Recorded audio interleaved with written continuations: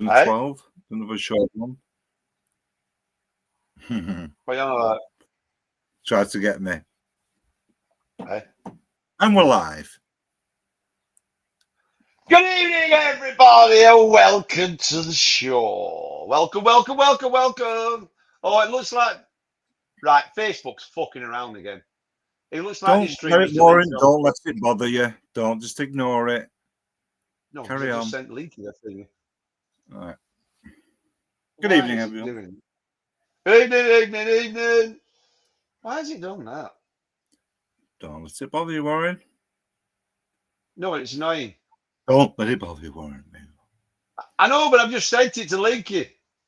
That's it. It's pissing around, isn't it? Because it's a dick. I hate Facebook. It's shite. How do, John? How's it going? So, welcome. We have been on for a little while, so we decided we're getting on. And as you may have gathered, it's all going to be a bit arty-farty tonight. Yeah, because we're like that, aren't we? We are like that, see. I like to think. What are you doing? Dog, I'm doggy sitting. You sat on the dog? She's a good girl. Oh, it's well nice having a dog. Why have you never had a dog, you weirdo? Because we both work and we can't take her for a walk, can we? That's why. Right. Cruel fit dog, isn't it? She can't take it out, and I can't take it out, and she can't take it out, and I can't take it out. So, oh dear. I watched I watched a really weird porno film the other day. What was it? Yeah, go on. It was this fat bloke like wanking and crying. I know. And then I realised I'll tell you. Ah!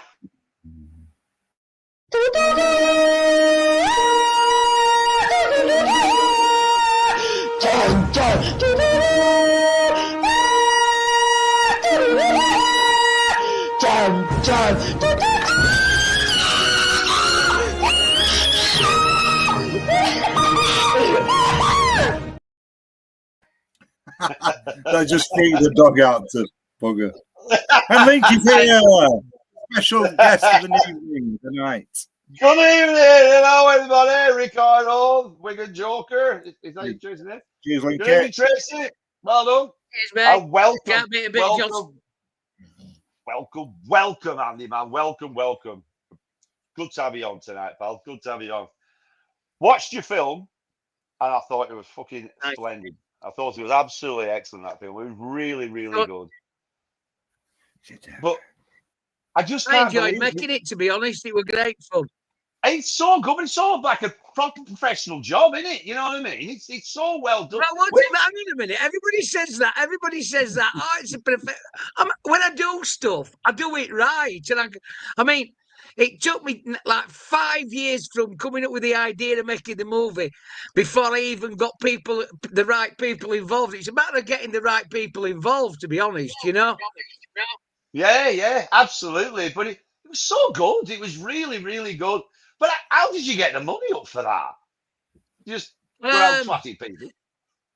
Listen, mate, there's ways and means of getting out what you want if you know how to do it. It's simple as that. I called in a few favours from people who owed me money, you know, or I'd worked with over years, and I just, you know, put a bit of muscle in and said, right, come on, this could be a laugh. And to be honest, we got big time investors.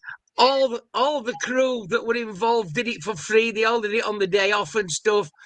We didn't pay anybody in cash. All the equipment and all the editing was all done on percentages. I don't own any percentage of the movie really, so I'll never make out of it because I gave all my percentages to companies like the film company, you know, the equipment company, camera company, lighting companies, all of them, they all just chucked it all in on free. When, you know, this is okay, we'll book in, you can have it when we've not got it booked. So we had to work around other people to get it, you know, to get the stuff for note. And people came in and did their work for note because they all love the concept of it. And plus, they all liked me because I'm a really nice guy. You know what I mean? Yeah. So I presume like a production company of you went to a kind of production company and sold the idea and they went, right, no worries. And What I need to start off with, I knew a guy that was a producer. He used to do he'd done quite a few big TV shows, and we used to go out and get twatted and clubbing together. Anyway, I told him to do him a little free favour. And he came to my house. I sat him down. And I just put everything in front of him. Says, right, what the fuck do I do? How do I turn this in? And at first, I mean, you got to remember, I didn't have an ending for the film. We just got a beginning and a middle. The ending didn't come until right when we had to put an ending to it, because otherwise the film, went towards back then we started to run out of money, so to just put it together with that ending, which worked actually. Yeah, it was good. It was a really good ending. I've got to admit, I actually did think, I thought, how are you going to finish this? And when you did it, I thought, oh, that was good. Listen, mate. When the scene when we said we're going to do it, and the guy come out with let's all wear Santa hats. That was genuinely as it happened. It says, because what is it? People are not afraid of elves or something like that. He said, I forgot what his line. Hey, wait a minute, just explain what it's about, because a lot of people are thinking, what the fuck are they talking about? Okay, the film's called The Banksy Job, and it's about me. There you go. Banksy, I bought a print off Banksy, and I didn't know him personally then, but a lot of my friends worked for him, and a lot of them knew him. So I did the usual thing. I bought a print and thought I'll get him to sign it for me. At that time, you've got to take into consideration his prints were only 75 quid, right? So I bought a print hoping that he'd sign it for me. Well, Banksy's everybody can say what they want about Banksy, but it's all a fucking big con. He basically has been involved about the money from the very start. It's always been about the cash with him, and I can prove it, without any hesitation. Anyway, he turned around and said I should have been a tight ass cunt, and I should have paid the extra 75 quid to get a signed one. And he called me a tight ass northern cunt, and I thought, nah, I'm not having that. How dare this little shit? So I went out, and a friend of mine told me to put that statue out on the street. So I just went up with a lorry and took it away. Middle of afternoon, I even put gaffer tape over the statue's eyes so he couldn't see where. If you're kidnapping somebody, you just blindfold them, don't you? So blindfolded the statue. All taking the piss. He went all to take the piss, and then he got really mad. He got somebody that slunk rattle out of his cot. He was a right monging fucking twat about it. And I just played it, and I'm still playing it. He'd have been better off giving me the print I wanted. Were you saying this? The start. What? So who is Banksy then? I presumed it was the group, the group from Bristol. Who is it? Who actually is Banksy? Have you any idea? Of course, I know who it is. All you need to do, I'm not going to say it, but all you need to do is Google who is Banksy, and the answer comes up. No, I thought it was the group. No, it's a woman. It's one person. It's a middle class rich boy. Went to public school. Yeah, so that I think I've had a look at some point. Like everything else, you don't know what's true, what you're searching, and what comes up, do you? Yeah, well, if you look, what's the group I'm trying to think of from Bristol? Hey, Massive Attack. I'll tell you why they all think it's Rob out of Massive Attack. Yeah, and the reason that happened was not them. He's a big friend of theirs. He used to go to all the gigs. He was part, he used to follow them round. And they were all mates of his. And one of them was a street artist. And what he did, they were sat talking, and he says, we're on tour, but we're not selling any fucking tickets. And Banksy, the story I was told, that Banksy turned around and says, well, why don't you tell them you're me? That'll get you some publicity. And funnily enough, within a week of that happening, the tour had sold out. So, you know what I mean? It was a publicity stunt. Yeah. More bullshit. Yeah, more bullshit. Yeah. Yeah, so Well, the because art world is bullshit, mate. It's been bullshit since time immemorial.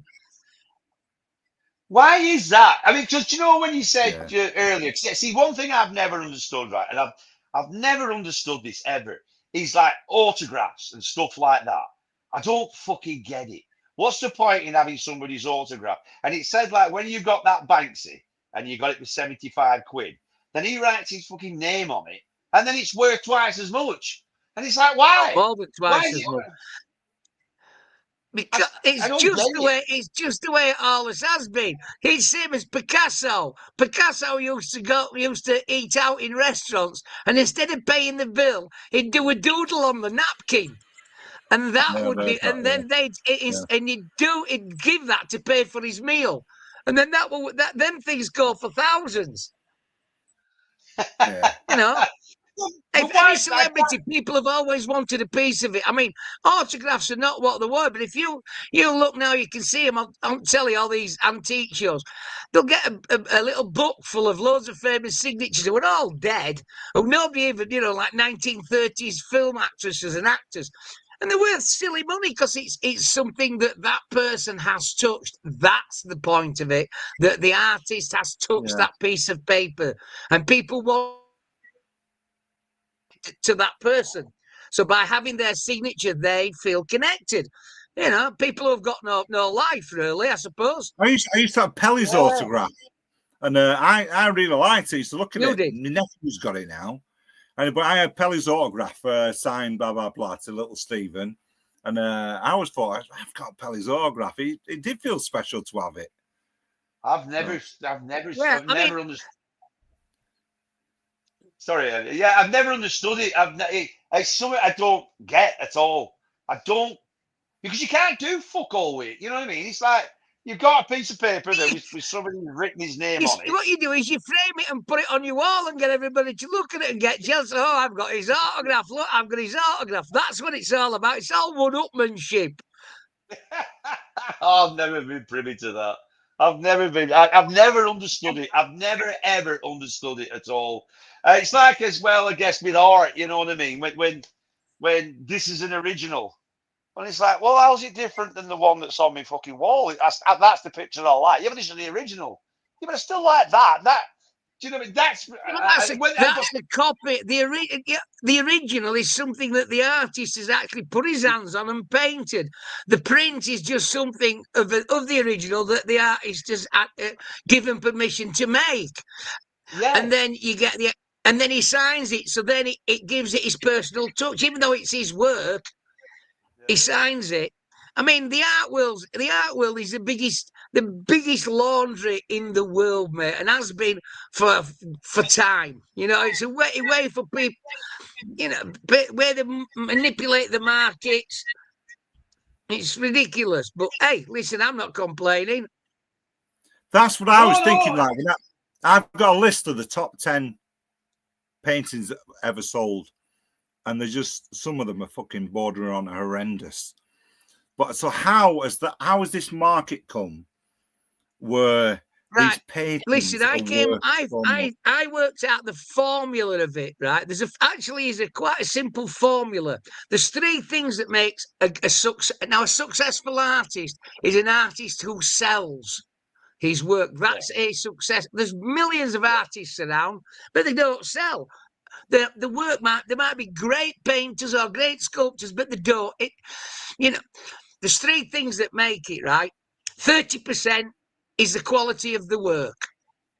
30% is the artist himself, because it's no good if you're brilliant at it and you're a boring fart and you've got no backstory and you're just some geek who just sits at home and paint. You have to have a personality. Right, you have to have a persona and a personality. That's 60%. The other 40%, which is the most important, are the art dealers who con people into buying it. Exactly. They're the people that do it. So you can, if the guy might be great, but his art's shit, but he's got the right dealers. Look, the big one at the moment is an artist called 10 Foot.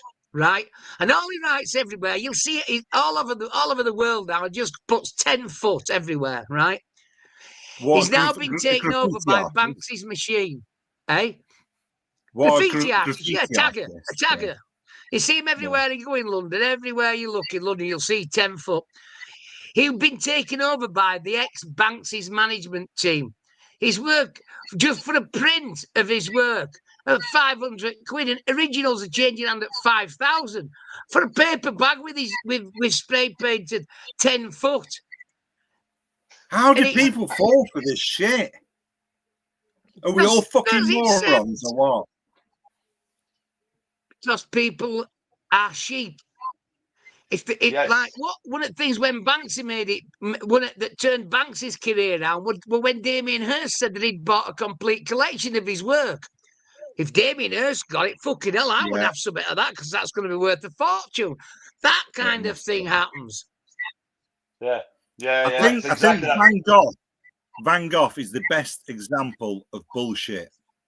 The reason he never sold a painting when he was alive. He knew all the painters. He was a madman. He was a madman. Nobody could work with him. That's the reason. Nobody. Artists are terrible people to work with. I've worked with some of the biggest artists around on the street scene, and generally they're a fucking nightmare. You know, they'll say they'll do something to walk to it.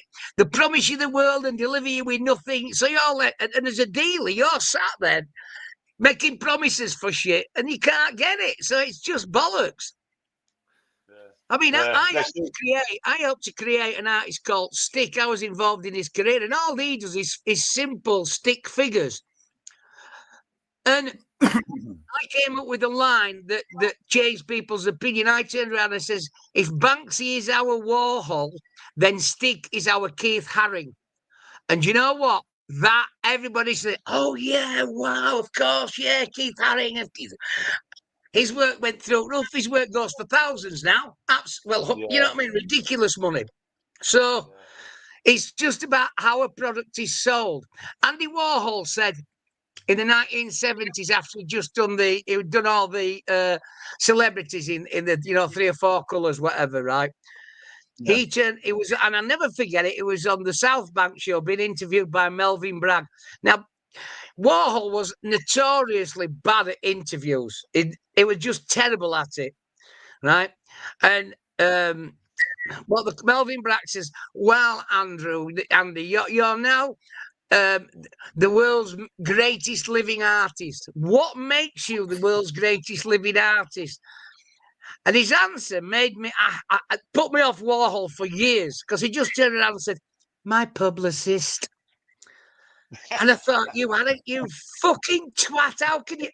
That's, you know what I mean? I thought, he's almost dissing his own work. Yeah. Now I know that's 120% true. Yeah. You know, it's who you get behind you, who you sell your work to. Hey? Yeah. I like him for saying that. You know, I do now. I love it. Yeah. But at the time, I didn't. You know what I mean? But now it resonates. I learned from it. You know, I find Warhol's one of my influences. From my work, I've always loved. He made me think in a different way. I love him. You know. Go on, explain that then. I've never got Andy Warhol. There's nothing I've seen that mystifies me. Go on. So, what do you like about it? It was pop art. It was a complete new concept of taking everyday objects and turning them into works of art and saying, you look at that every day, but if I put it on a massive print, suddenly you look at it different. And then with all the celebrities, all they did was just colour screened them. I mean, I've got a set of Warhol Madeleines on the wall. I love them.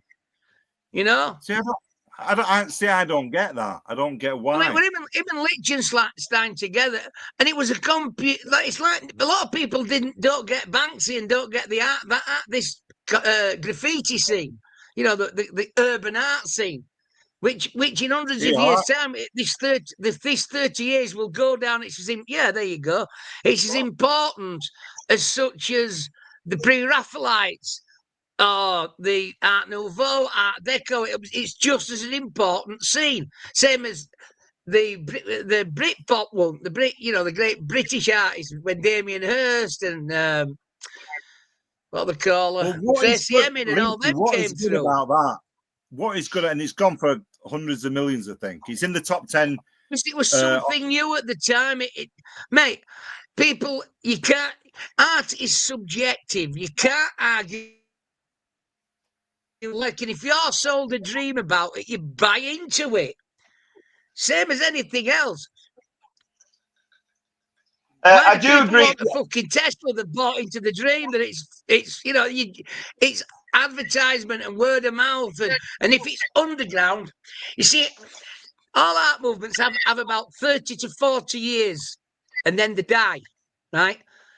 They all do about 30 years, and then there's a new thing comes through, and it starts off underground, where hardly anybody knows about it, and the works are not worth a lot.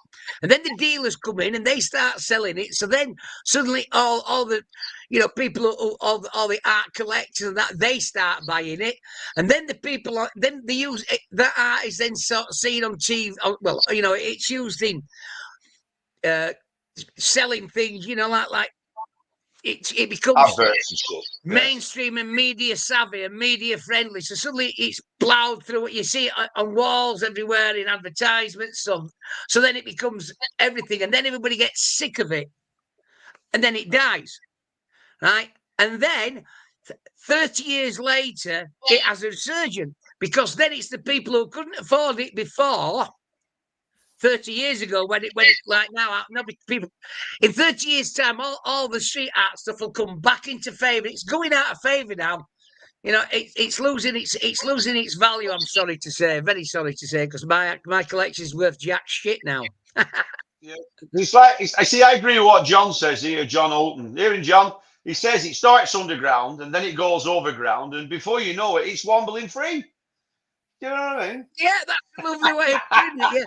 Yeah, it's like now. How many times do you see on TV shows the backdrop when they're doing an interview, they have graffiti on the wall, or advertisements using big corporate adverts with graffiti and urban art and loads of them. You can't tell you see it constantly coming on TV because they're starting to use that image because it's popular. Yeah, and the thing is as well. Once it goes into the mainstream like that, it loses its popularity. It's no longer edgy. It's just corporate. Yeah, it's the classic line as well, isn't it, from Paul Weller? And it's the public wants what the public gets. You know what I mean? Yeah. I mean, they do. It's exact. People don't know what they want. They have to be told. Not everybody, but the majority of people, they have to be told what's good. This is good. Yeah. Buy this. This is really good, so it's really fucking expensive. If you have this, then that makes you really good because you've got this that we've told you is really fucking good. And there's a load of that, and it's the same with everything. I'll give you an example of it. This is in the top 10. That's fucking Picasso. That's gorgeous. Picasso. That's actually absolutely. I love it. Let's say, what is good about this? Tits. That's what's good about that. There's tits in it. That's a good point. Tits and ass, mate, in a way that you can publish. That's what that is. Tits and ass. My mate Matt. He's always been into art and doing art and all that lot. And he tried to explain to me once. Remember, there's this picture where we worked at this antiques place, and this picture was fucking shit. And it had been done. He says, I think it'd been done with the knives, and all that lot, and the layers and everything. Yeah. I said, that's fucking crap. It's it's not about that. It's about the way that he did it, and it's how he's done it, and it's how he's done this. I'm like, yeah, but it's shit. I don't care how he did it. What about the pile of fucking bricks in the tape? What about that? I mean, everything. I do agree. Everything is subjective. I mean, to me, art. It has to give that emotion. It has to really give you an emotion, like what's he called? I put it up tonight. Saturn, Goya's Saturn devouring his son. That picture really. Nobody. It brings that emotion. That's it. Yeah. That's so distressing. That picture. When you look at it, it's just got distress and turmoil, and it really does speak to you. I think it's so good for that because it brings out. There's no difference between that and Edward Munch's The Scream. Yeah, but It's when I look at the screen, kind of. Do you know that? Let me just tell you more about that because I've seen not the original. Because do you know where the original painting was? Do you know the story about it? I'll tell you. No. Goya. Oh, Before he died, Oh yeah. he went nuts for a couple of years. I think he was going blind. And when he actually died, they went into his house. He had a big house in Madrid. And all them were on his wall in his house. So that was just painted on his wall for nobody to see. They end up, they did, what's the word? Somebody did a painting of the painting on the wall because they couldn't take it off the wall because they knocked the house down. So that painting is a painting of what he did in his own house when he was going nuts. He's done quite a few of Satin devouring his kids and some other really dark shit. But they're very like, what the fuck's what's going on in his head? I find that really interesting when somebody does like dark shit like that. well, because Exactly. it's actually from, Yeah. yeah. But would you live with that on your fucking living room wall? Oh no! Would you, folk? No. This is the, I mean, No, I've got not work at all. that you wouldn't live with. I've got stuff that people go, my God, that's horrendous. And then I like it because people go, oh my God, that's horrendous. The shock value. Exactly. A lot of things is, you know what I mean? It's an emotion. Yeah. That's the thing. It brings out an all right, emotion. here's a question for you. Tracy Emin, the bed, the famous bed piece that Tracy Emin do. What's your opinion of that? Fucking Nonsense. bollocks. Fucking bollocks. Right. Absolutely. Now Bollocks. I thought exactly the same until I studied. I actually looked into it and read about her and what have you. I'd been going to the Tate, and in the Tate there was a glass box, and it was from some famous artist who all she'd done is gone into a French prostitute's boudoir and collected her rubbish from 1 week and put it all in this box. Tissues and condoms and cigarette packets and empty cigarette butts. And it's called A Moment in Time. I think it's called that. I can't remember the name of the piece. And I liked it because I just thought that, you know what I mean? It's somebody's, and that's the thing with some art, it's capturing a moment, right? Which is why I really, really love Tracy Emin's The Bed. Because it were a moment of her life that she's sharing, that moment in her life that you can't recreate. And that's the art in itself. You know, sharing a special moment, which is basically what my film is. But you could also shit What's in a a jar load and of sit there bollocks? and mash What's a load of bollocks? People have done. There's acts that have fucking done that. You know, there's a guy a fucking fish banana wall, and that's sold for 2 million. So you know what I mean? It doesn't mean it's not utter nonsense. Stupidity. I'm going to try to. No, I'm just saying it's subjective. I'm not saying it's all right. I'm not saying it's all wrong either. It's all about, it's their money. If they want to spend it on it, well, good on them.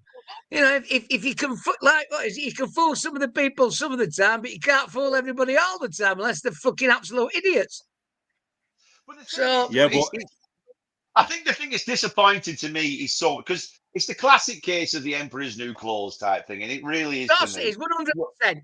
I'm not going to dispute that. Of course it is. Yeah, but and I totally agree. Art is totally, absolutely 100% subjective. I totally agree with that. But when it's stuff's going out, but they're not saying that then. They're saying, you must buy this. This is good. You know what I mean? That's what gets on my tits. And then people go past what they think Just and how just you believe word what they're told. something, mate. If you put a story behind a piece of shit, if you have a shit on a piece of cardboard and then stand on it and leave your footprint in it, right? That's a work of art. It's a moment that is something that you've created. If you create something, it's either a pile of shit on it or you can turn it into a work of art. Simple as that, mate. It's who the fucking dealers get to buy that pile of shit. That's the art in it. Getting the people to pay the money. They took all this shit and they turned it into gold. Backlash to it. There doesn't seem to be any backlash to it. I've searched with like about Van Gogh. Is Van Gogh any good? Is there is nothing online. There's everything about everything, but I can't find anybody that agrees with me that things like this are a piece of shit. That is a dull. I think that's all right. I don't think that. I wouldn't live with it. Because I'm not into that kind of art. But at the time, he was surrounded by great artists, and he wanted to be one of them great artists, and he took their bits of style and put it all into his own work. He was fucking mad. Remember, he was an absolute nutcase. But he had lots of artistic friends. That was the point. He knocked around with. He knew all the great artists at the time.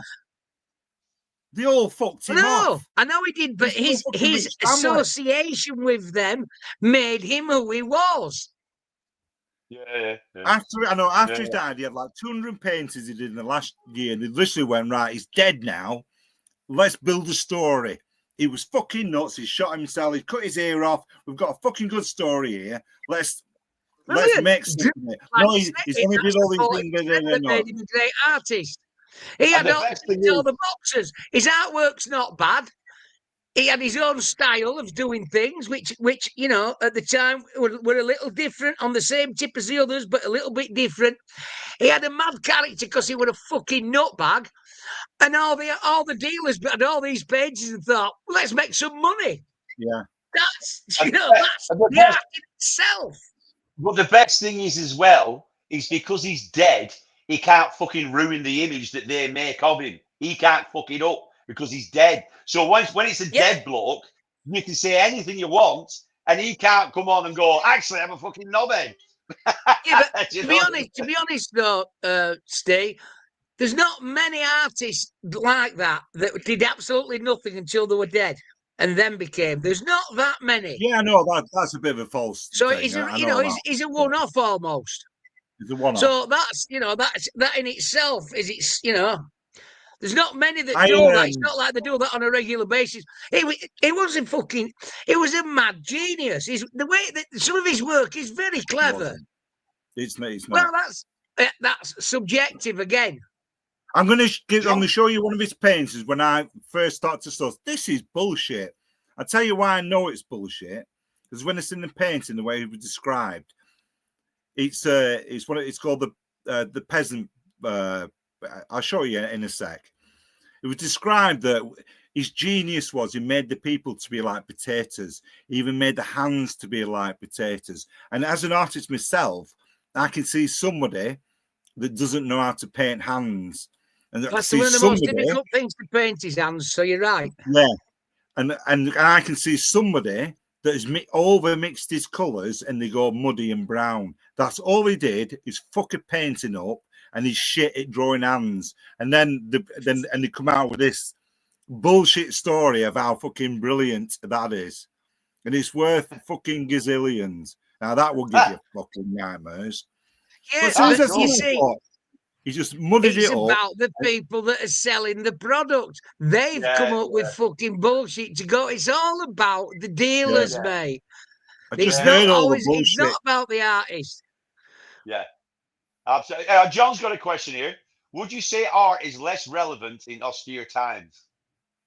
What's austere mean?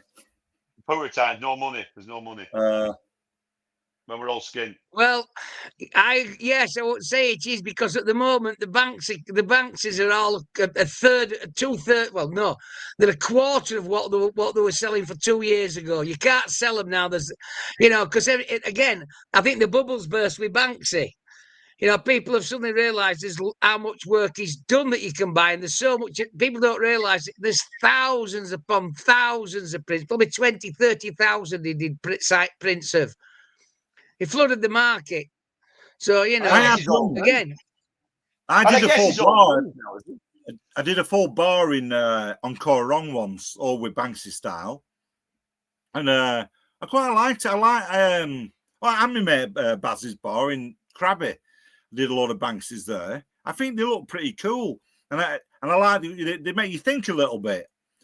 I really like the one with the the Vietnamese girl that she's been bombed. She's going down. There's an old photograph. Oh I did a version with her in it. I did something called Napalm Glastonbury. I wanted to just when Apple were getting massive. I wanted to sick to death of everybody going on their iPhones, going, "Oh, I'm here and I'm there," all the yuppies and that. And I sat at top, stripping my tits off, and says, "Wouldn't it be great now if an F-16 came down and fucking wiped the valley out with napalm?" I says it'd wipe out Apple's shareholdings in the world market.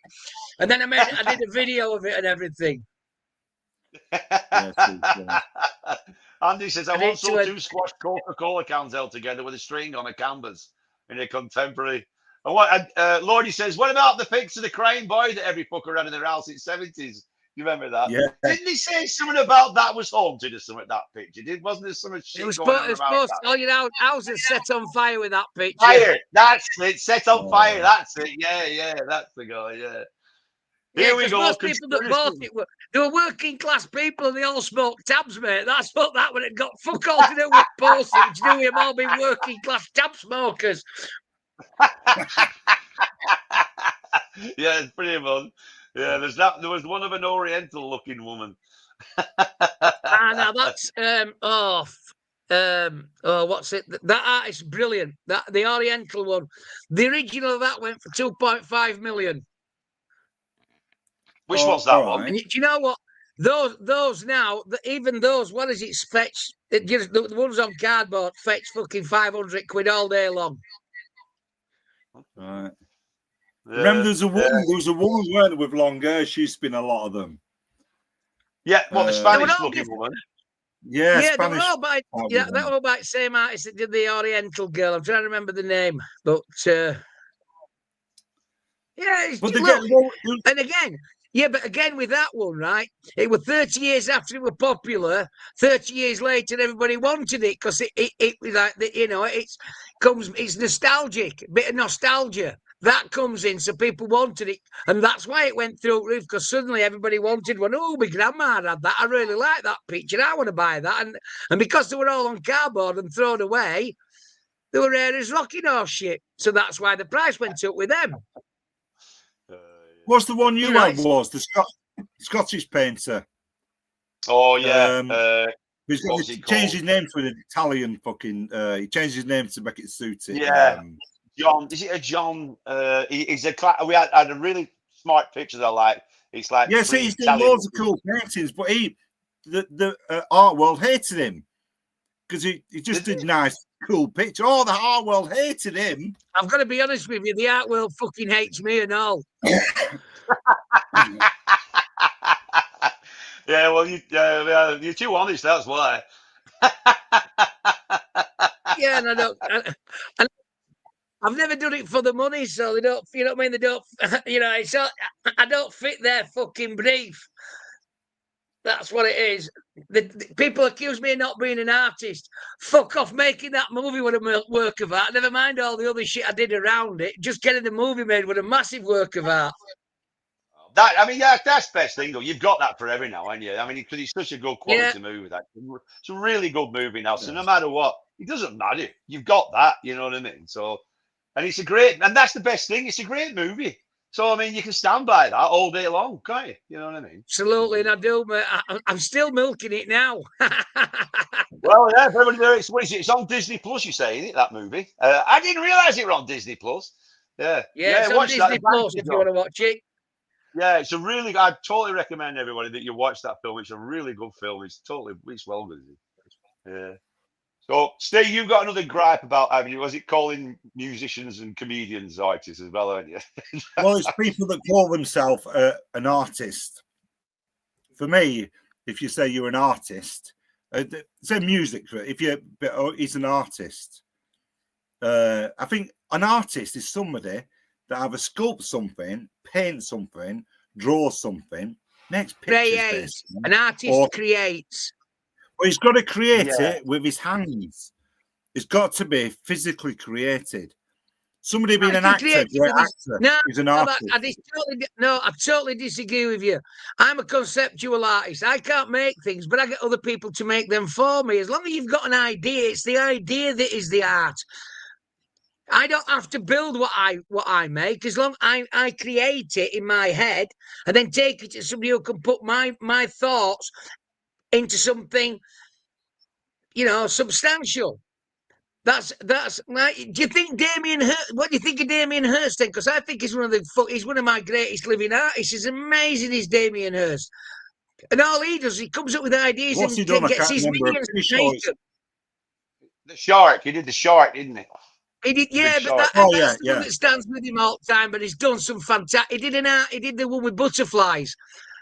Right, he had just had a butterfly house and a big box with some dead meat in it, full of bull bottles, and the art was watching it decay. It is.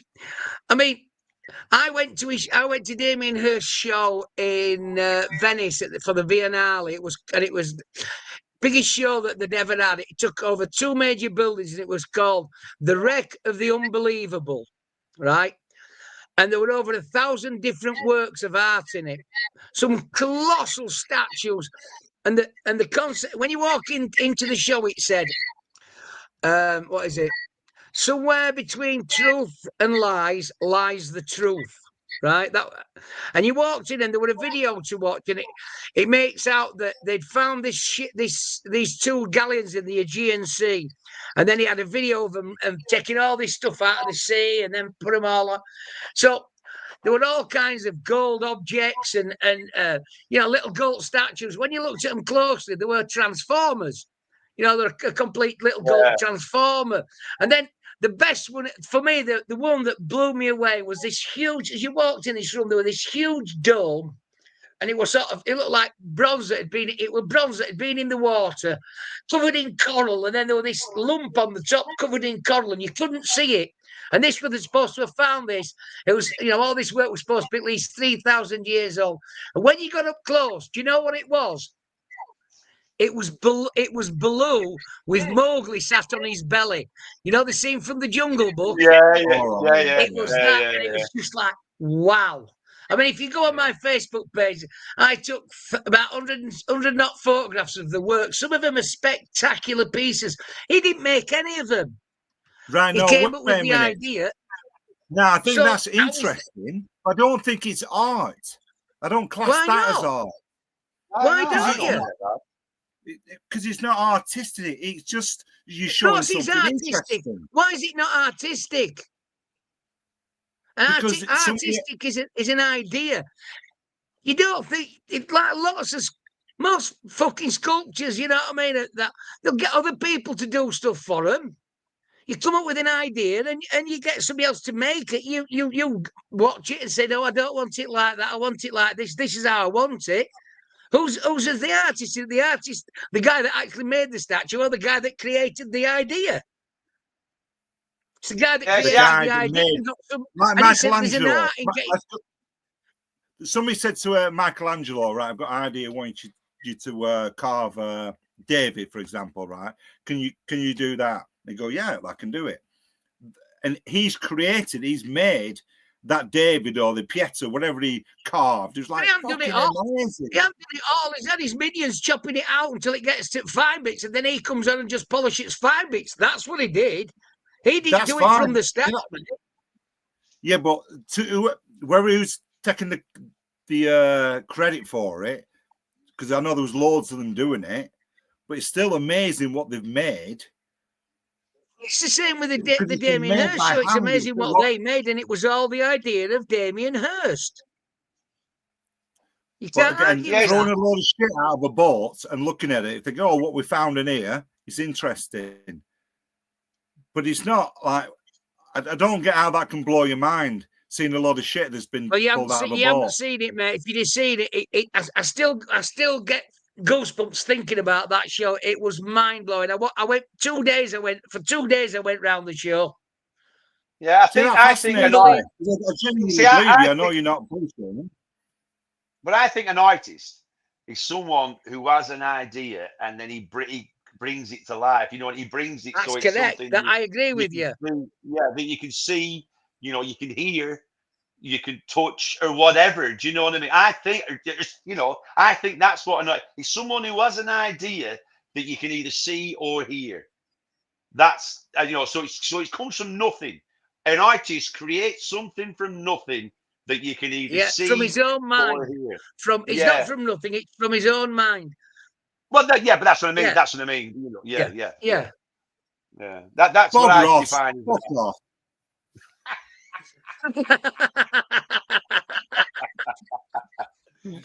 See, I think Bob Ross is great. Yeah, but watching you're just but I've got it. You see, the thing is, D, you're just a painter. You're not an artist. That's the difference. If you were an artist, you'd agree with it. You know what I said? You know what I said about you're not an artist. Yeah. You're a painter. You're a great artist painter. On YouTube. Fuck off.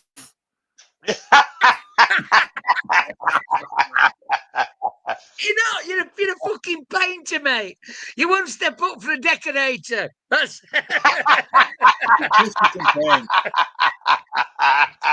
no, you are an artist because you wrote a book. That takes art to write a book. That's what makes you an artist. I wouldn't say you. Right, no. Yeah. So is a writer an artist? Is a writer an artist?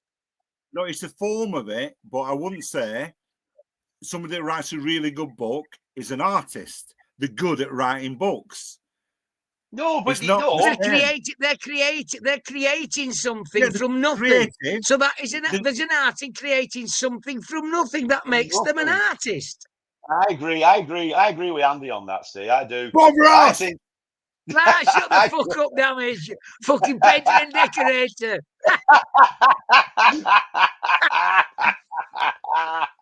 And that's true. Because I'm not saying you're not a good painter, man. That's not what I'm saying. So, Andy, let's just get this right. Can you do my stairs? He's the one that's really good at art, right? He's the one that's really good at art, but I designed all the book covers. So does that make me the artist because I created it from nothing? Yes, that makes you a graphic artist. Yes, I'm the artist. Well, you see, if that's the case, then you're not. You're just one of the minions. If it were his ideas and you put it down and work, it were his ideas. So that's the art. You're just a copyist. He's the minion. Yeah. No, I'm the artist. I know it. I come up with the ideas. You're not an artist because you didn't create it. Steve created it in his head, and then you made what he wanted to be. So Steve is the artist. You are just a minion. You just did what he wanted. It wasn't your ideas. It were his ideas. Don't try and claim it. You did what he wanted. Tell him to fuck off, Linky. No, you can fuck off another painter. No. Oh no, you almost did it. Oh, you got to put me off at the same time. No. It was my idea. It was my idea for the book covers, and I presented the idea to you. Yeah, and then he tweaked it to what he wanted, obviously. Well, yeah, but I had the original idea. Yeah, so that means it. But look, most artists don't. They'll be in a situation like this, chatting with mates, and then somebody will say, "Oh, you should do this. Why don't you do that?" And they'll go away and think, "You know what? That's not a bad idea." And they'll sit back and they'll work with that, and then they will create something from somebody else's idea, but they've created it and put it under their name. Then that's the clever thing. I've done that with lots of stuff I've done. I've done lots of things that I've used other people's ideas and taken an idea or a flippant fucking comment and I've gone, I can work with that. That's a great idea. I like that. No, plagiarism. No, all art, all manners of art is kind of plagiarism because the idea always comes from somewhere else, doesn't it? You know, you're always influenced by outside influences. Someone you've seen. Of course you are. And every artist is influenced by other artists. Exactly. Because we were both in bands in back at Derby, so we were all writing music and all that, and he was always influenced by something else. All music is, you know, and as is all art, I'm sure. Somebody sees one picture, an artist, and he'll get an idea, he'll spark something, and he gets an idea for someone else. You know what I mean? Pop artist, musician. Wonder what that guy saw when he decided to do his shit. I wonder what he saw that gave him that idea. We don't want to know. Let's not go into that. He just realised how gullible everybody is. That's what it is, isn't it? Yeah. Mate, when I realised how gullible people were, I made some good money out of them, man. And we're going to shit in. It didn't take us long. We didn't even start it. Hang on, I'm going to get me said another John Smiths. Yeah, No worries. Oh, John carry says, on. did you draw the cover, Wells? No, I didn't draw the cover, actually. I can't lie.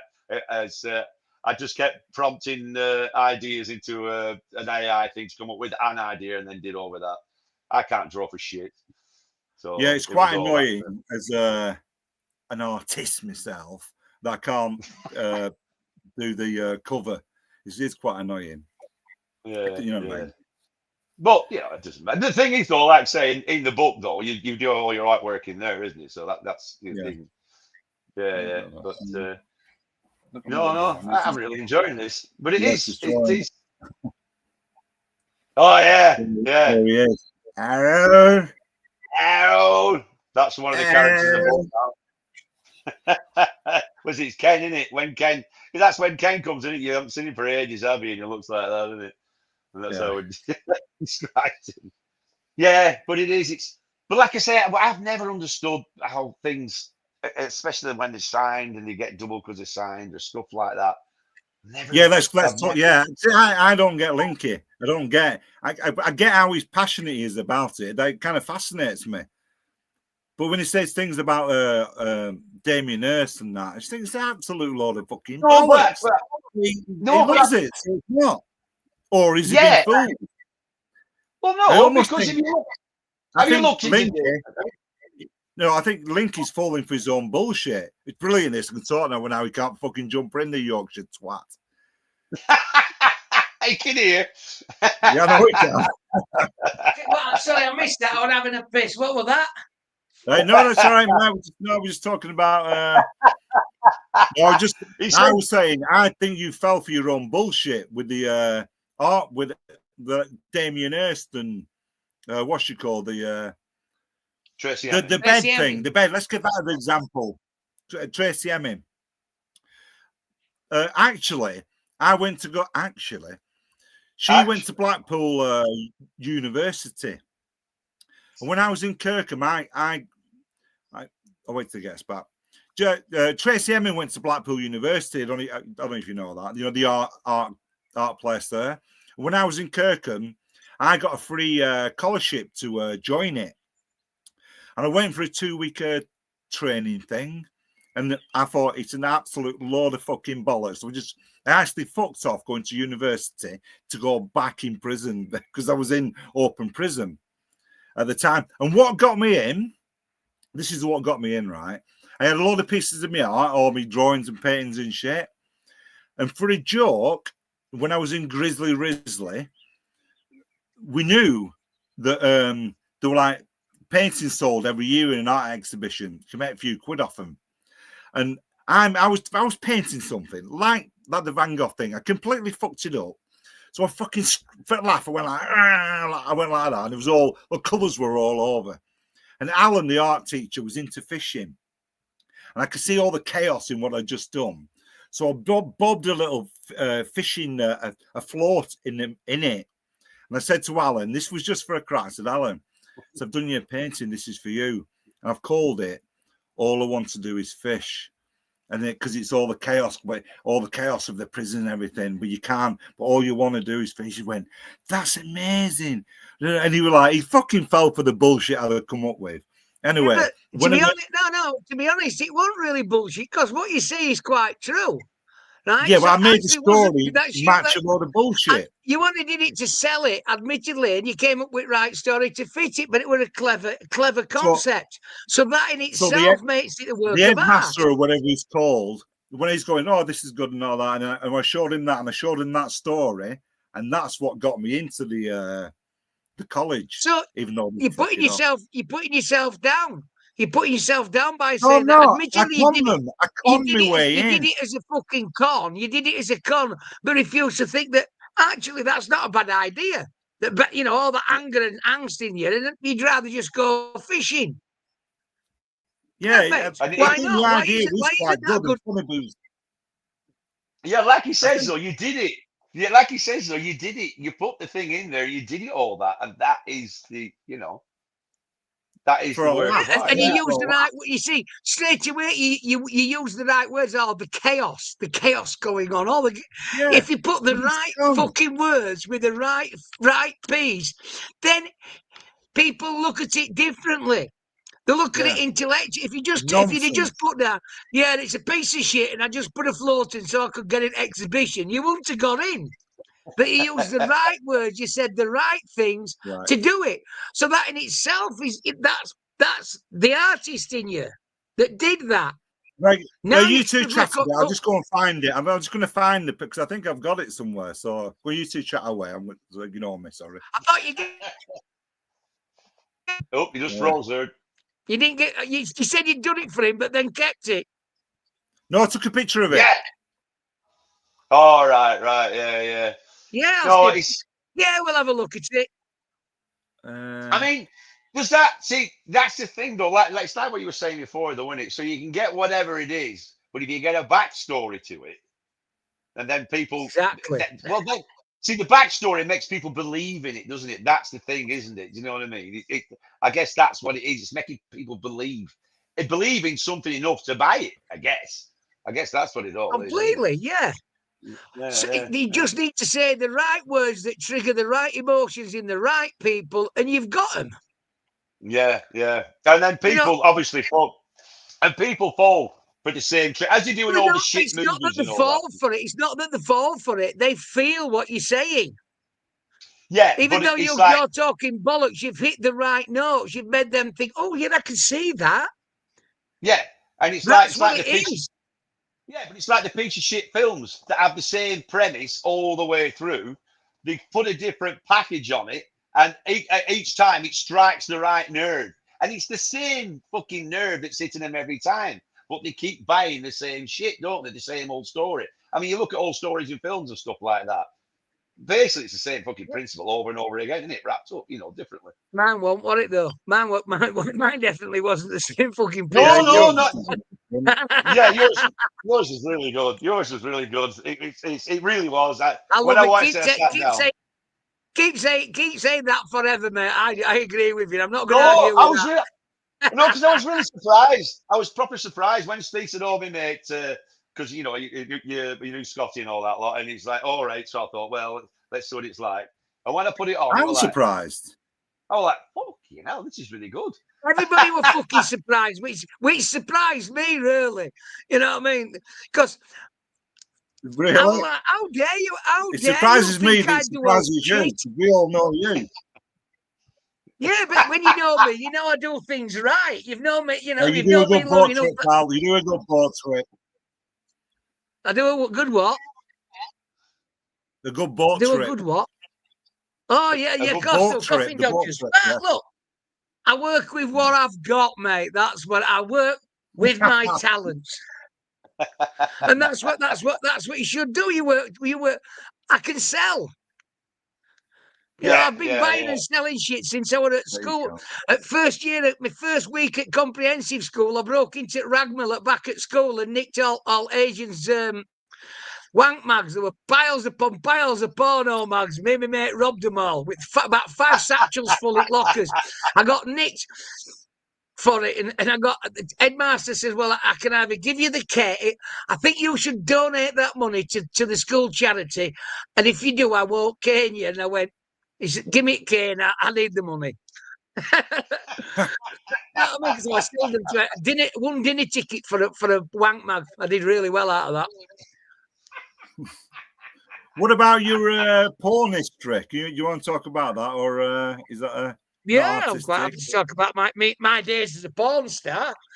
Yeah, go on. Let's fill us in. Well, I started off, I did a big acid house rave, and I was right on edge at rave scene when it first started. And I made quite a name on the scene at the time for being a gobby guy that can do what he says. My personality carries me through. Anyway, did you come over our way? Because it was big round here, weren't it? Round Blackburn. No, it were after Blackburn raves got kicked. After Blackburn raves, they were 89. Mine were 90. Anyway, I then started, because I knew all DJs, I then had a mate in Australia. We were shipping DJs to Australia. We were getting tours in Australia. And I did one with a DJ called Mrs. Wood. She was massive on the gay scene. Anyway, she got invited to the big the Hellfire Club in Melbourne, and I went to that, and I thought, wow, this is unbelievable. Free, it was all going on, and I like this. So I then thought I can, rather than trying to organize raves and that, I'll go for something new. The fetish scene. Came back to England and started doing a fetish night. And what I used to do, I used to have like I went round, before I actually did my club. I spent a year going around every club in England, seeing how they did their nights. And I wanted to do something different.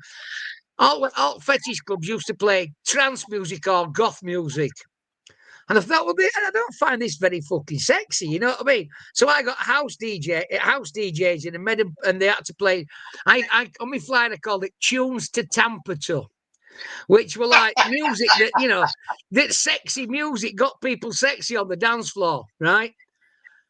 But I also had a video room, and all other fetish clubs had like video rooms, like with mattress, with so they could shag in there and what have you, they're all going on.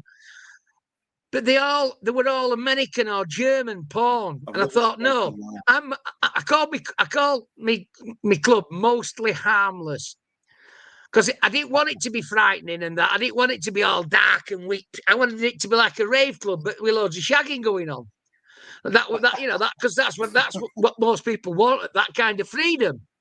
Yeah. So anyway, I had a load of English. I used to just play English porn, and I had quite a few people. I had a guy that used to had loads of amateur swinger videos. So he used to bring them in for me. So anyway, I used to copy them. And the sex shop in London, a couple of sex shops, kept saying, "You got any fresh English porn?" I says, "No, you can't get it, mate. It's there's plenty of yank and that, but I says, "Well, I've got a few." And the guy says, "Well, if you make them into package them up, and we'll sell them for you." So I started selling porn movies, of people that had come to me now. I was pirating their things and selling them under the counter. And I called it Council Estate Couples. That was the series, right? on my very first one, I designed the fly. Then it was video. It was all video. And on the back of it said, "Working class hero is something to be," so said John Lennon. Well, these are true working class humping, shagging, banging heroes, right? And it sold, right? So I was selling anyway. I ran out, and it says. So he said, "Haven't you got any more?" I said, "Well, all I've got is one of me." He said, "Well, fucking do." I said, "I've got one, but you probably won't. I don't know if it'll do any good." So I took one of me shagging me ex in. Anyway, 2 weeks later, he says, "Linky, I want another 50 of those ones that you brought last time." I says, "Why?" He says, because they used to do bring two and get one free kind of thing. You know what I mean? You could trade them in for half price. So anyway, he says, "Well, none of that one's come back. Nobody's returned them." He says, "So I want some more." He says, "I don't know what it is, but they're good. Get some more of that." I says, "Well, it's me." He went, "Fuck off." I says, "No, they're me shagging." And he were laughing like you're laughing there. He were laughing like madness. He says, "Give me half an hour." He said, "We'll have a look at it." And he came back half an hour later and just went, "Linky, you're fucking good at that." He says, you've got a niche." He says, "You've got a niche market there." Because what were you doing? Like me, in my movie, chat, were you doing anything? Loads of funny chat. I had loads of chat, and there were no edge with it. It was just me shagging birds and a bit of a build up, but just being natural. When we were fucking, it was like you would. It wasn't like making a porn movie. It was just like fucking some slapper and having a laugh. Like, you know what I mean? So he says, "Oh, that's great." He says, "I tell you what." He says, I can actually get you some porn stars." Oh, don't freeze now. So I used to do one every couple of months, just one every couple of months. Hey? You're frozen in the porn star, babe. Yeah, you froze mid-floor. You're back on now. All right, yeah, no, so that's how I did it. And it just started from there. And then I'd done about 10 movies, and they were all selling in West End of me, and I called myself Bobby Tupper. You've got it. As in Bob It Up Her. Right? And it was Northern Lad Productions were my company. Right? And but my porn star name was Bobby Tupper. Anyway, I'd done about 10 movies in the show. And this is when you couldn't get proper hardcore porn in this country. So they said this production company were selling Hot Rod, who were selling they selling lot. They were that biggest distributor at UK. They got in touch with me and says, right, can you do us some soft edits so we can put them on this new porn channel because they just started with the cable TV, and they said, we want to put you on that. So I sold them 6 movies, 6 half-hour movies, and then it just went mental. So for quite a few years, but then I got bored of it because suddenly, see, the thing with me is when I do something and I do it well, I think, right, I've done that, I'll do something else now, and then the art thing all started, and then I just moved on from that. But I'm very proud of my porno, you know. I can't believe I'm going to search after in porno Bobby Tupper. Would it come up? No, it's on you can find me on X videos and Motherless. If you put Bobby Tupper on X videos and Motherless, my stuff's I've got films of me on there. Are we allowed to advertise it on there? On here? Yeah. Yeah, just put Bobby Tupper. Go to X videos / Bobby Tupper. X video / Bobby Tupper. Yeah, and same on Motherless. Was it X videos? And again, it's everything I do. I like to take the piss with it. I was taking the piss with the name Bobby Tupper. You know what I mean? It was all a piss take. That's all. I just do stuff for the laugh, really. Basically, I was shagging hookers. I was doing the hookers every couple of weeks anyway. And he says, "Well, for same money you're spending on hookers, you can do it properly." And I'm like, "Wow, that's brilliant!" So that's all I used to do. I used to get 2 and 3, 2 birds round at a time, shag them, spunk in the face, no condoms, do all the business, and then pay same money as what I'd pay the hooker fortnight. But then I'd get to show me mates it and then sell it. Quids in. And plus it was a great chat-up line as well. The amount of birds that come up to me in a nightclub go, "No, do you reckon I could be a porn star?" I'm like, "Yeah, come on, let's have a go. Let's see." I got loads like that. Oh, mate. Fair play, Andy. Fucking fair play. I do have I tell you what, getting back to the film though. How the fuck did you manage to fucking snatch that statue without getting stopped or anything? Dead easy did it in broad, like you saw it, broad daylight with a fucking IVs. Well, how did he manage to fucking put it there? Did you know? Because I remember when you said in the beginning of the film, you said did you actually think it was a concrete base at first? I thought it was the base was concrete, but it was a board with concrete skim on it. But I thought the statue were fucking bronze. Oh right, so bronze. I thought, well, if no else, it'll be worth a scrap value. And when I got there, it was fucking fiberglass. I was gutted. And it wasn't I was thinking there, like, I think of that thing, like, I love it away, like, Yeah. It was the 2 brothers that remade the second one. Uh-huh. They made the first one. Yeah, they made the first one. Sam. Yeah. Two twin brothers, but 2 twins called Sam and Sam. I never understood that. It was fucking mental. They look a good carry if you want to. They cost a fortune. It cost about 40 grand to make that statue. That's right. Yeah, because I don't want to give it all away and spoil it everybody because you got to go watch it. It is a really good film, and the twist at the end is brilliant as well. But yeah. But I mean, it's just you must have so much energy though, because I remember thinking of like, well, what are you doing? Yeah. I've not as much energy as I used to have, but I don't do as much cocaine nowadays. Oh yeah. If you look at that, I mean, I'm not going to deny it, I was off my fucking trig when I did all that stuff. I love all the outtake bits when everything's falling. You know, you do because with the outtakes all stage, they all look like the staged out. You know, when everything's falling over and all that. It were funny. That's You know, right. I'll tell you the story behind that. Every scene that we shot in that big factory complex, we were in this massive factory complex for two weeks, filled with loads of different scenes.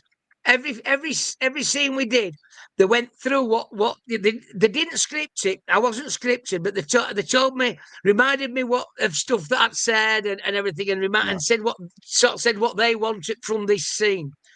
Anyway, that one, they didn't tell me what they wanted. They said, "I'll be all right. Don't worry about it. Just." And I'm like, I was totally stunned. And then as I'm doing it, I'm trying to be dead serious. And then first light went off, and then I got hit on the head with it. And then I suddenly realised what they were trying to do. So I played it up then, you know what I mean? They'd done about three takes before I went, but you're taking fucking piss. And they played it dead straight. Crew, they had me right over with it. I mean, the crew were amazing. The directors were fantastic. I can't praise them enough. They took what were in my head and created it even bigger than I ever imagined. You know, that's cool. I've got to give massive credit to Dylan Harvey and the other lad for it. They were brilliant. You know, Dylan Harvey were the creative side of it. He's script writing. I didn't even know they'd written a fucking script. I didn't know it was scripted. But they scripted the questions, and they sort of knew how to put questions. And if I didn't give it right answer, they said, no, you know, they never once told me what to say, but they sort of says, yeah, but before you said what you said before, can you say that? And I'm like, oh, about that. They never once prompted me on any of that. Every fucking interview I did was 100% natural. And there's loads. What do they call them when they put called coconuts in films? What is it when they put a little fucking secret little things in movie that only people in movie will know about? All right, yeah. They're called blips, aren't they? Blips. Pineapples or something like that, I think they call. I can't remember what they call them in film. Right, if they put stuff in that shouldn't be in, but they're just in background and linked to somebody else. Stuff. Well, in my movie, there's loads. There's loads in my movie. In my artwork, I almost always put something hidden in there somewhere. And I don't generally tell people. In that film, there's quite a few. There's one of the things to look at is my T-shirts, right? All the T-shirts I wear, they're all either T-shirts that Banksy had, like Born Against Christians and original Banksy T-shirts and Tagger Scum. And then there's one of my T-shirts right at the start of the movie. The walk past with the drink with the copper, right? They walk past with it, and then it comes out and says, the reason I'm pissed off with Banksy is he refused to sign my fucking print. And in big words on my T-shirts, it says, I am not. Because I wasn't pissed off with him, really. You know what I mean? It was all just a grin. And then think there's lots of like King Robbo, the war between Robbo and Banksy. You know about that? No. If you don't, another great movie to watch, then I recommend anybody out there. It's called Graffiti Wars. WARS, not War. Graffiti Wars. Right? Well, that's about Banksy and King Robbo, how they went to war. Bless him, he died just before the film came out. He had an accident and died. But I wore one of his T-shirts. I wore one of Robbo's T-shirts. And also, the final piece that King Robbo did was a top cat, right? He did it on this. There was this battle over this one piece of art. They kept painting over each other's work under a bridge in Camden. It's a very great movie to watch. And he did a top cat. And in my movie, I had a huge canvas, a massive canvas, like big, twice the size of a door. You know what I mean? That's huge. And I had that in my film. And then I had loads of little Banksy pieces hidden around just each side of his shop that people, unless you know who Banksy did that. So I did loads of little things like that. And then when they asked me, when I'm trying to fill in the Providence form, I says, oh, when did it happen? What day? And 1st of April. Yeah. I mean, just little That's, fucking piss takes constantly. yeah. It's got I love stuff like that, man. They're Easter eggs are called as well. They call them Easter eggs as well, stuff like that. That's something to do with link to somewhere else, isn't it? Yeah. No, it was really good. I love like looking at like Salvador Dali's work, like all the mad shit inside. That I love that surrealist kind of art. That's like really using your imagination. And I think he had that title of one of his. Is it being awakened from a dream? 1 second. Is it 1 second before awaking from a dream next to a pomegranate or something daft like that? But it's an amazing artwork. Like it's such a fucking bizarre title. I like Salvador Dali. In that So do I. If anybody asks me when I tell them I'm an artist, and I believe this 100%. I'm what you would call a conceptual situationist. That's the kind of artist I am. And all I can suggest you do is look up the situationists and people like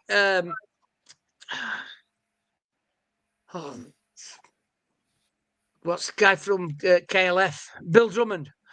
I read Bill Drummond's book, and he quoted the situationist loads as being big influence. Well, they're an influence on me, and I call myself a situationist because I'm conceptual, so I come up with ideas and get other people to make things. But I'm a situationist because half of my things I do artistically is just I'll go somewhere, create a scene or do something, then walk away and watch what happens afterwards. See the fuck. I call it putting down the corn, right?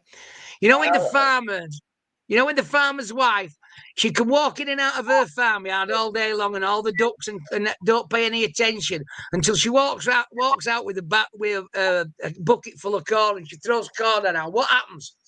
Yeah, the all go mental. The dogs, the cat, everything goes fucking mental. All the animals go wild. Then she just walks back in farmhouse and chuckles as she's fed them.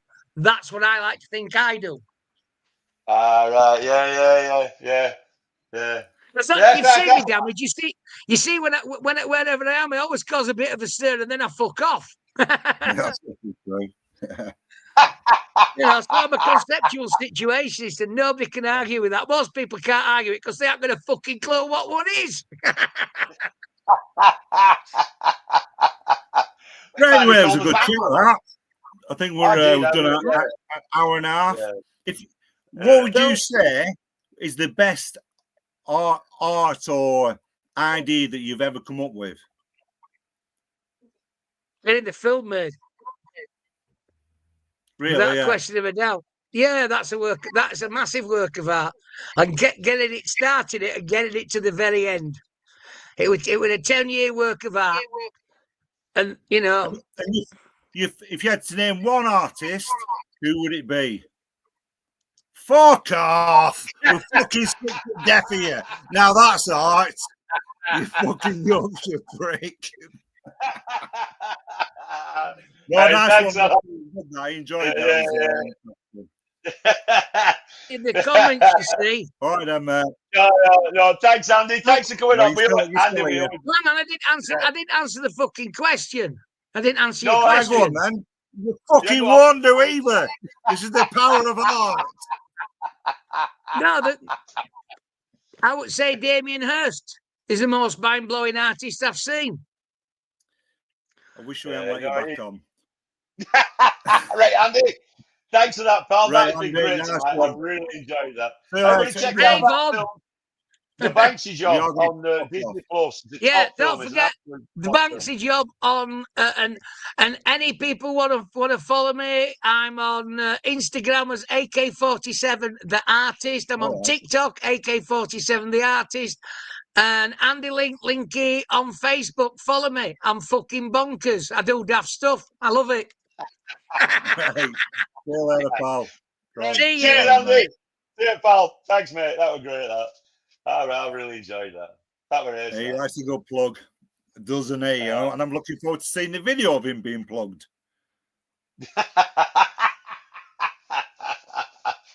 No, that was really good. All right, Andy, good to see you. Good. Andy knew that was coming. Yeah, I know. Yeah, you knew it was all coming. That. I don't think he quite got that. That's why I'm in a movie. I'm in a movie too. I'm in a movie too. Mine's on what's it called? Channel 5. You Channel explain 5. it, Yeah, Steve's Banged Up Abroad. He's on Channel 5. I think it's on the catch-up thing or something like that. Do you know when you have to go way on better to... than the Banksy job. It's called Big Trouble in Tokyo, and it's on. If you want to stay on that, Banged Up Abroad, AKA Genius. You're a painter and decorator. That's been established. You're not an artist, Steve. You're a painter. Right. Right. So what we're going to do as well, we're planning on every year, we're going to come back to a regular kind of thing. Every 2 weeks, we're going to try and do it. 8 o'clock every 2 weeks. Yeah. We're going to try and get a fix for him. Now that Steve's back more in England now. And fucking, I don't want to Facebook again. It fucked off. But we're going to get back to that now. Little health information. I've cured diabetes. I lost 3 stone. Stopped drinking. No, you haven't. Eating healthy. No, you haven't. No, you haven't. No, you haven't. No, you haven't. That is completely wrong. You have not cured diabetes. Well, I've got the answer. No, you don't have diabetes anymore. You haven't cured diabetes. There's other people are going to get diabetes. Well, maybe, but they'll just like you. You'll get fucked off, same as diabetes. I fucking won. Come on. So, on that bombshell, everyone, Steve's cured diabetes, and we've also figured out that everybody's a mug and they fall for shit arts. Bye now.